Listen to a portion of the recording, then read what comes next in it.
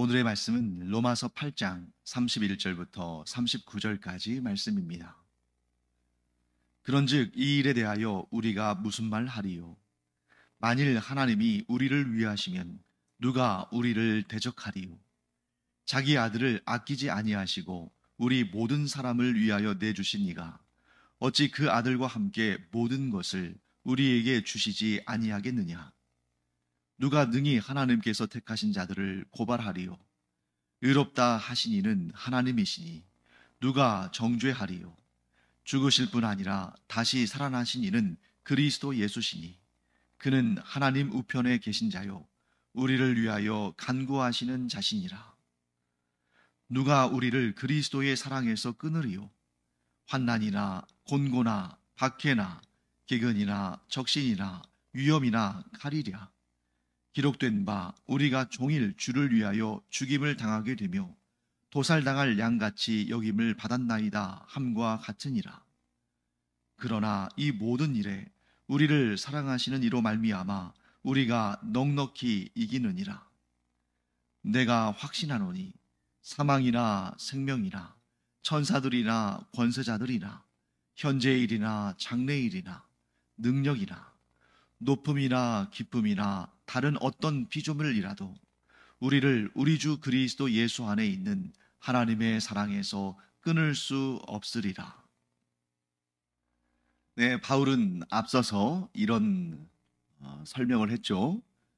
우리가 죄인이 까닭에 죄를 가지고서는 하나님을 알 수도 없고 하나님께 나아갈 수도 없죠.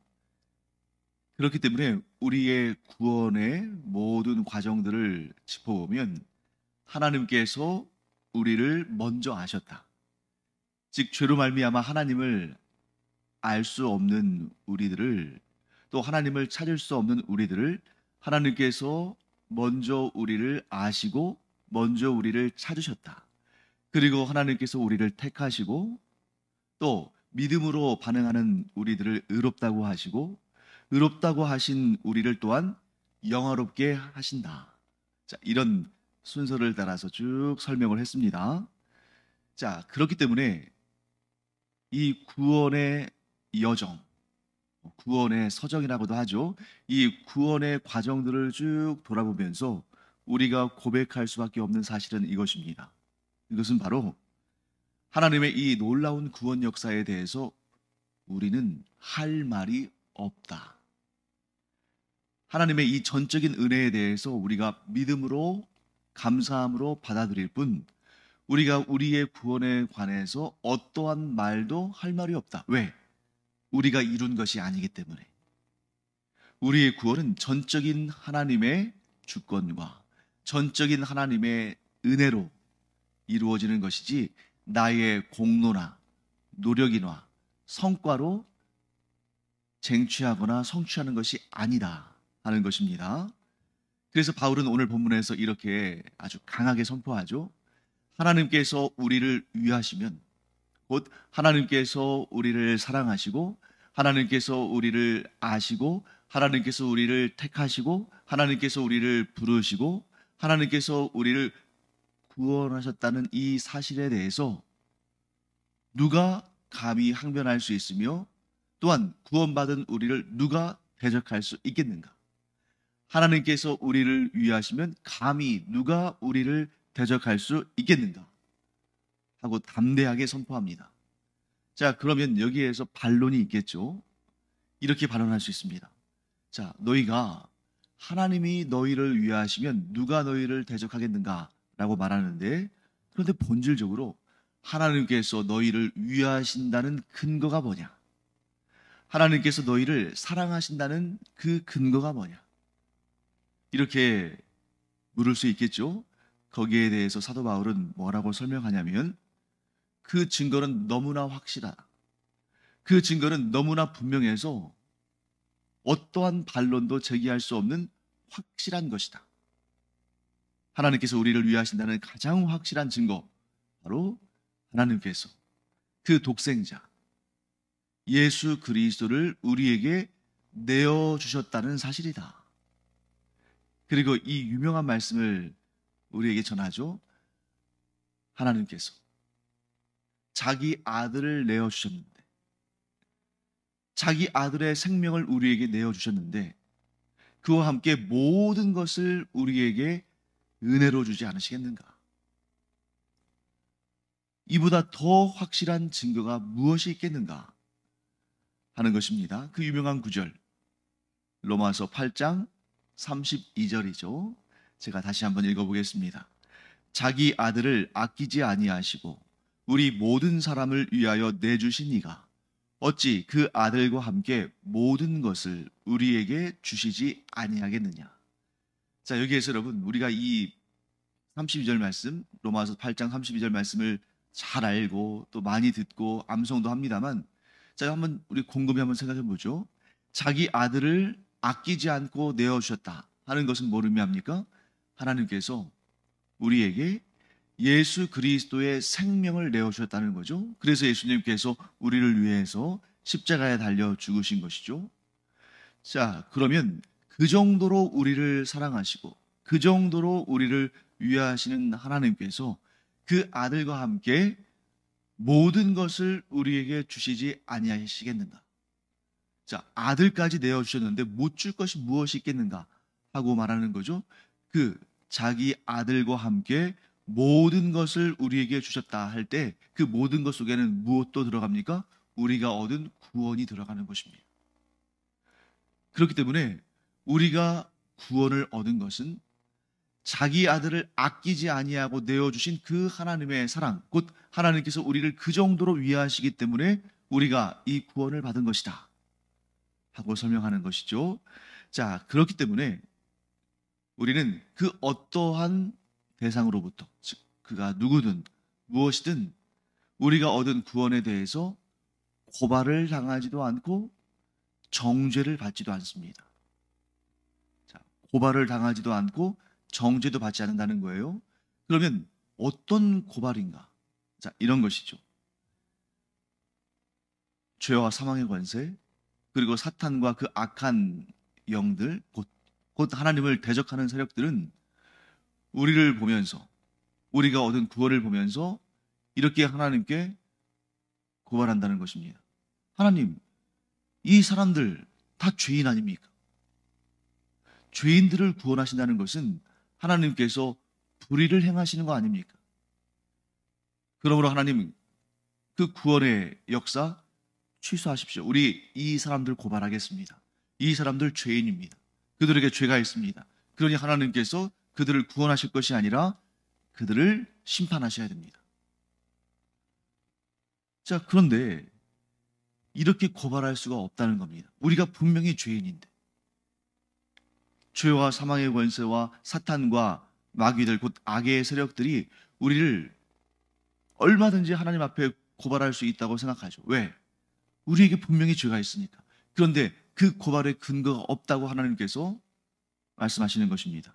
왜? 하나님의 판결이 부당한 것이 아니라는 것이죠. 우리가 구원받을 자격이 없다고, 그래서 우리가 구원받으면 그것은 부당한 것이라고 악한 세력이 하나님을 향해서 우리를 고발한다 할지라도 문제가 되지 않습니다. 왜요? 우리를 구원하신 분은, 우리를 구원한 존재는 내가 아니라 하나님이시거든요. 자, 우리가 죄 없다, 우리가 의롭게 되었다, 우리가 구원받았다 라는 그 법적인 선포가 나로 말미암아 된 것이라면 부당한 것이죠. 왜? 죄인은 감히 그러한 판결을 할 수 없으니까.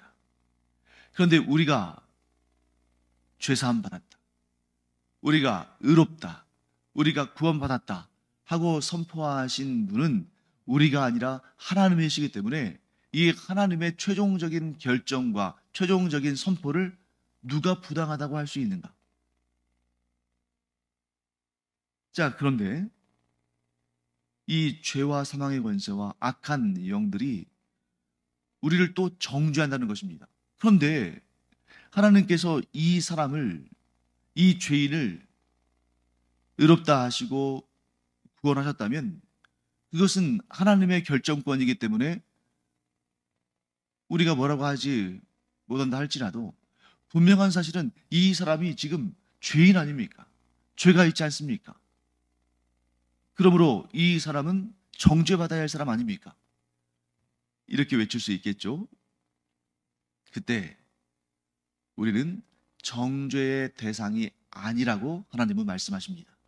왜냐하면 여러분과 저에게 죄가 없는 것이 아닙니다. 우리는 원래 죄성을 가지고 있고 또 우리의 삶 가운데서도 죄를 저지르며 삽니다. 우리에게 원죄가 있고 또한 그때그때 범하는 자범죄도 있습니다. 그런데 왜 우리가 정죄를 받지 않을 수 있는가? 우리에게 죄가 없어서가 아니에요. 우리가 죄가 없다고 말하면 우리가 거짓말쟁이가 되는 거죠. 또 하나님도 우리가 죄가 있다는 것을 아십니다. 그런데 우리가 죄가 없는 것이 아니라 그 죄값이 다 치러졌다는 데에 중심이 있는 것이죠.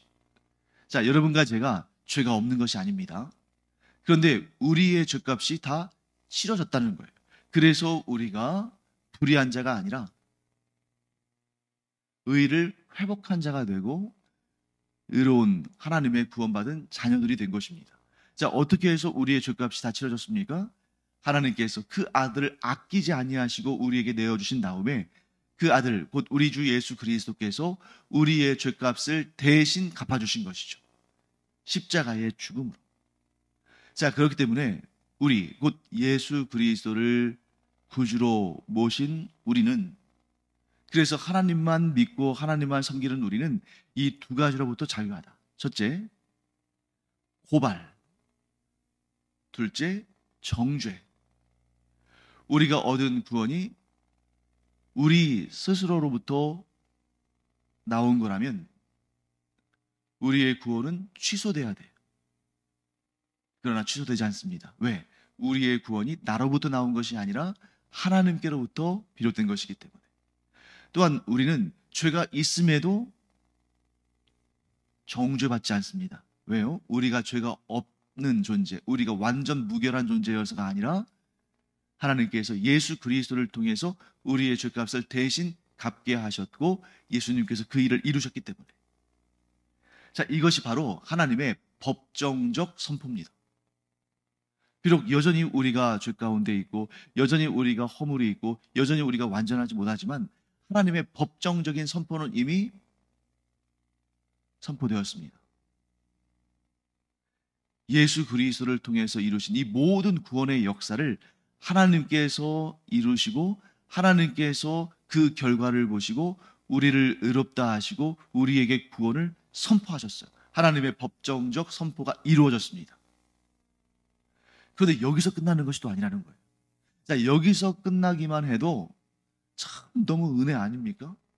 우리의 존재가 죄인으로서 죄인이 마땅히 받아야 할 영원한 사망의 정죄함이, 영원한 멸망의 심판이 우리에게 주어져야 되는데 그것이 마땅한 일인데 하나님께서 예수 그리스도를 보내셔서 우리가 뭐 거기에 대해서 예수님의 사랑을 받을 만한 그 십자가의 죽으심을 통해서 의롭다 하심을 받을 만한 그런 어떠한 자격도 행위도 공로도 없는데 하나님께서 우리를 사랑하심으로 하나님께서 우리를 위하심으로 예수 그리스도를 보내셔서 우리가 아직 하나님을 알기도 전에 우리가 아직 예수 그리스도를 믿기도 전에 그 놀라운 구원 역사들을 이루셨고 우리는 그저 믿음으로 아멘으로 그 은혜를 받아들일 때 하나님의 법적인 선포, 법정적 선포가 우리 가운데 이루어진 것입니다. 우리의 모든 죄값이 갚아지고 우리는 의롭다 여기심을 받은 구원받은 하나님의 자녀들이 된 거죠. 이것만으로도 감히 우리가 상상할 수 없는 일이 이루어진 것이고 너무나도 감격스럽고 감사하고 놀라운 일인데 거기서 그치지 않는다는 거예요. 그 다음에 오늘 본문의 35절부터 39절까지는 하나님과 우리 사이의 관계성에 대해서 설명합니다.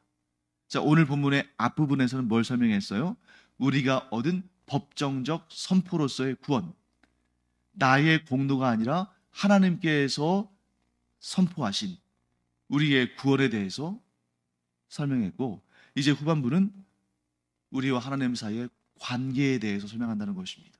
자, 구원은 그러므로 하나님의 법정적인 선포와 함께 하나님과의 관계를 통해서 완성되어진다. 하나님과 우리 사이의 관계를 이렇게 설명할 수 있습니다.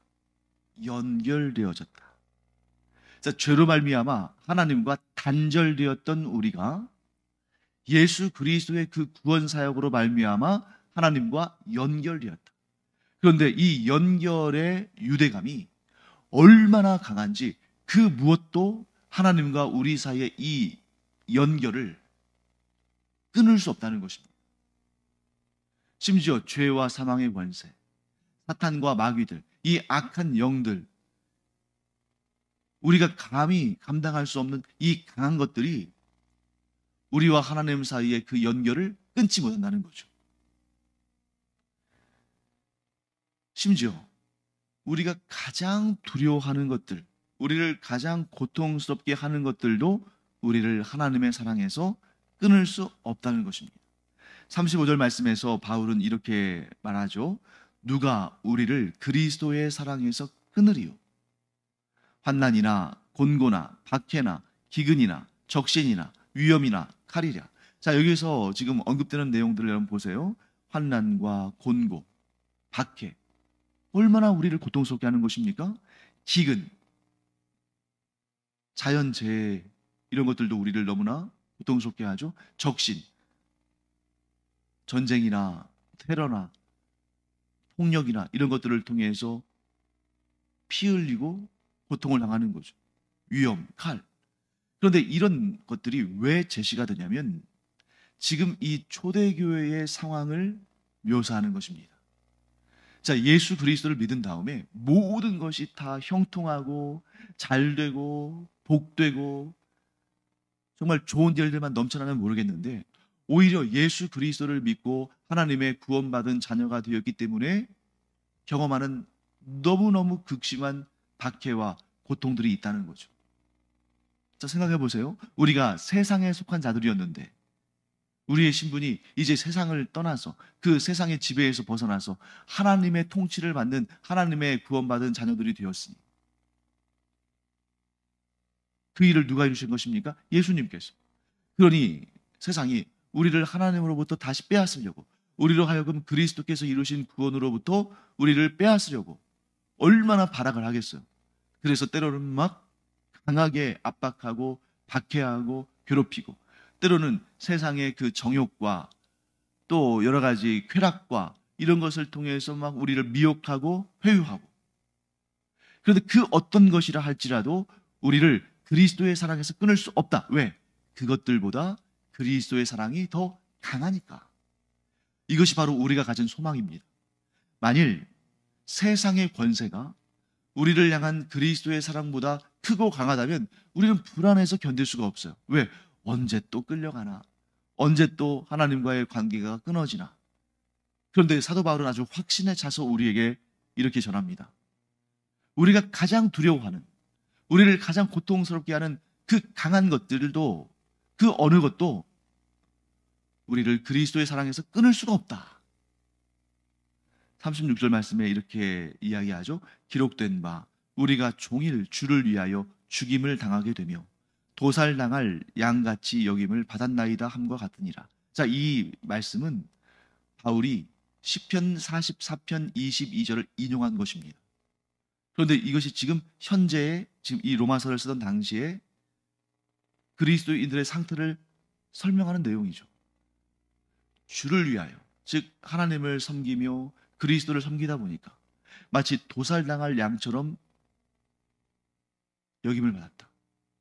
그래서 도처에서 그리스도인들을 박해하고 심지어 죽이는, 그래서 정말 이 세상에서 오갈 데가 없는 것처럼 보이는 그런 상황처럼 보이지만, 그럼에도 그 어떠한 우리를 괴롭히고 고통스럽게 하고 심지어 죽이는 그런 박해와 고난으로부터 우리가 고통을 당하고는 있지만 그 무엇이라 할지라도 우리를 그리스도의 사랑에서 끊을 수 없다. 그 얘기는 뭡니까?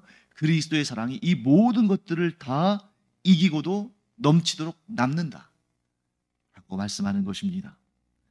자, 그래서 이제 이렇게 37절 말씀에 이렇게 고백하죠. 그러나 이 모든 일에 우리를 사랑하시는 이로 말미암아 우리가 넉넉히 이기느니라.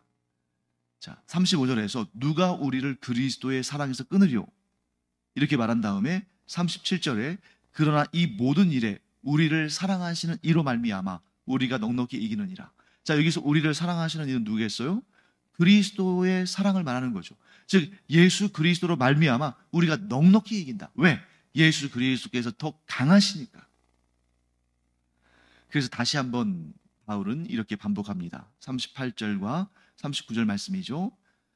내가 확신하노니 사망이나 생명이나 천사들이나 권세자들이나 현재일이나 장래일이나 능력이나 높음이나 깊음이나 다른 어떤 피조물이라도 우리를 우리 주 그리스도 예수 안에 있는 하나님의 사랑에서 끊을 수 없으리라. 자, 여기에서 여러분 아주 문학적으로 아주 훌륭한 그런 표현들이 등장하죠. 사망이나 생명이나 천사들이나 권세자들이나 현재일이나 장래일이나 능력이나 높음이나 깊음이나 다른 어떤 피조물이라도. 자, 여러분 여기에서 이 각각이 무엇을 의미하는지 그것을 세세하게 검토하고 또 연구하고 또 깨닫고 하는 것도 매우 중요합니다만, 일단 이 38절과 39절을 읽을 때 우리가 주목해야 되는 것은 짝을 이루고 있는 그 구조입니다. 자, 사망이나 생명이나 이렇게 짝이에요. 천사들이나 권세자들이나 짝입니다. 현재일이나 장래일이나 짝이죠. 그 다음에 하나가 나오긴 했어요. 능력. 그 다음에 39절에 가서 높음이나 깊음이나 또 하나가 나오죠. 다른 어떤 피조물이라도. 자, 이렇게 짝을 지어 나온다는 것은 뭘 의미하냐면, 이게 이제 성경에 이런 표현들이 자주 등장하거든요. 특히 잠언에 자주 등장하는데, 이런 짝을 이룬다는 것은 뭘 의미하냐면 모든 것을 말할 때 사용하는 것입니다. 모든 것.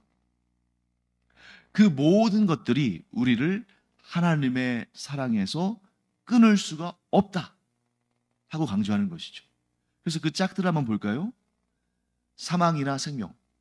가장 대표적인 대조적인 그런 세력이죠. 사망의 세력, 생명의 세력. 또 천사들이나 권세자들이나, 이게 짝을 이루고 있는 문학적인 그런 방법이라는 것을 우리가 알았다면, 이 권세자들이 의미하는 것이 무엇인지를 유추할 수 있어야죠. 자, 권세자들과 짝을 이루고 있는 것이 천사들이잖아요. 그러니까 천사들과 대조가 되는, 상대가 되는 그러한 개념이겠죠. 그러므로 여기서 권세자들은 뭐 왕이나 뭐 정치인들이나 이러한 세력이라기보다는 천사들과 대비가 되는 악한 영들, 곧 사탄과 마귀들과 같은 그런 악한 영들, 악한 권세들을 말하는 것입니다. 자, 그 다음에 현재일이나 장래일이나, 이것도 우리가 경험하는 모든 일들을 의미하는 거죠. 자, 높음이나 깊음이나 했을 때 이 짝은 뭘 의미하냐면, 높음과 깊음은 하나님께서 창조하신 이 피조세계의 위대함을 설명하는 것입니다. 자, 그래서 우리가 지금 현대 21세기를 살아가는 우리가 과학이 매우 발전한 시대를 살고 있습니다만, 그렇다 할지라도 하나님께서 창조하신 이 우주의 높이와 깊이를 다 설명하지 못하죠. 다 파악하지도 못합니다. 그러니까 이 피조세계의 이 위대함도, 또 그 외에 다른 어떤 피조물이라 할지라도 하나님께서 창조하신 그 모든 피조물들이 그 무엇이라 할지라도 그리스도 예수 안에 있는 우리를 향하신 하나님의 사랑에서 우리를 끊어낼 수가 없다. 자, 그러므로 바울이 강조하는 것은 무엇입니까? 그 모든 것들보다 하나님이 더 강하시다.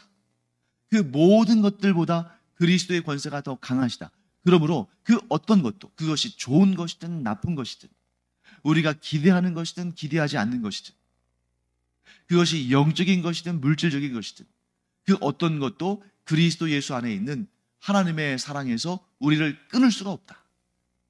사랑하는 성도 여러분, 이 복음이 우리 가운데 있기 까닭에 우리가 고난과 핍박과 어려움과 실패 가운데서도 낙심할 이유가 없습니다. 왜 그렇습니까? 그 무엇도, 우리를 괴롭히는 그 무엇도 우리를 그리스도 예수 안에 있는 우리를 향하신 하나님의 사랑으로부터 우리를 끊을 수 없기 때문에, 하나님의 사랑이, 그리스도의 사랑이 그 어떤 것보다 강하기 때문에 우리는 반드시 구원을 완성하게 된다. 그러므로 이 믿음을 버리지 않는, 우리가 이 믿음만 가지고 있으면, 오직 하나님만 섬기고 하나님만 경배하고 하나님만 의지하는 이 믿음만 우리가 잃지 않으면 그 무엇도 우리를 하나님으로부터, 또 그리스도의 이 구원의 은총으로부터 끊을 수가 없다. 이 믿음을 가지고 이 세상을 담대히 살아가는 우리가 되기를 간절히 축원합니다. 기도하겠습니다. 하나님 감사합니다. 이 구원이 저희들의 노력과 저희들의 공로와 저희들의 힘으로 된 것이라면 너무나 불안할 수밖에 없습니다. 왜냐하면 이 세상에는 저희들보다 강한 존재가 너무나 많기 때문입니다. 그러나 우리가 얻은 이 구원이 오직 하나님의 능력과 권세와 하나님의 은혜로 된 것이고 저희는 그저 믿음으로 받아들일 뿐이므로 이 구원이 얼마나 강하며 얼마나 안전한지를 저희들이 또한 생각하게 됩니다. 하나님, 이 믿음 버리지 않고 끝까지 지킴으로 하나님께서 이루신 이 구원을 끝까지 이루어가는 저희들 되게 하여 주시옵소서. 감사드리며 예수님의 이름으로 축복하며 기도합니다. 아멘. 기도하는 시간입니다. 자기 아들을 아끼지 않고 우리를 위해 내주신 하나님께서 모든 것을 우리에게 풍성히 베풀어 주시지 않으시겠습니까? 그러므로 그 말씀 의지해서 오늘도 기도하며 하나님의 풍성한 은혜의 응답을 얻는 우리 모두가 되기를 간절히 축원합니다. 기도하겠습니다.